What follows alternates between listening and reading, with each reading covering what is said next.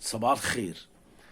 ال- العالم الافتراضي بقى بالظبط عامل زي اعلانات التلفزيون،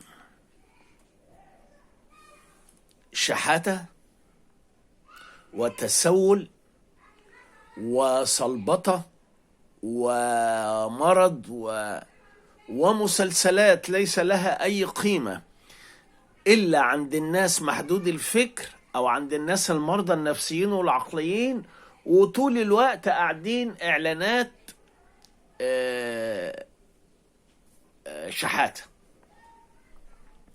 الفيسبوك والعالم الافتراضي أصبح كده برضه. من المفترض أن هذه الوسيلة هي وسيلة ارتقاء وتعارف وثقافة بين الناس وبعضيها، بقت وسيلة من وسائل الدعارة المقنعة ووسائل الشحاتة. وأنا هختصر بس عشان أقول لك، يعني واحدة لسه عامل لها رزاعها بلوك دلوقتي ومستفزاني، عندها بنت صغيرة من ذوي الإعاقة أو ربنا يشفينا جميعا، عندها إعاقة في دراعاتها الاتنين، فملبساها فستان على العريان وقاعدة بترقص البنت. وبعدين بتقول لي خش شوف واشترك واعمل.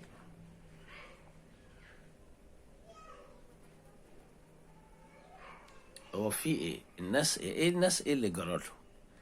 ايه اللي جرى للناس؟ هي الناس اتلحست في مخها ولا بقى ما فيش يقين؟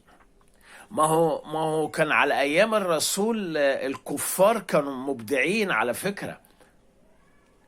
المسألة ما لهاش دعوة باليقين وما لهاش دعوة بالناس المؤمنين والمسلمين والمسيحيين والمتقين والكلام ده كله. لا لا لا، هي لها دعوة بحاجة معينة أنا مش قادر أفهمها. يعني أنا مش قادر أستوعب إيه اللي وصلنا لهذا الانحطاط الغير مبرر. شكلي زعلان صح ومتضايق. معلش، أنا انفعلت والله، بس صباح الفل وكل سنة وانتم طيبين. خلينا بعد الفطار بقى نشتم براحتنا بقى.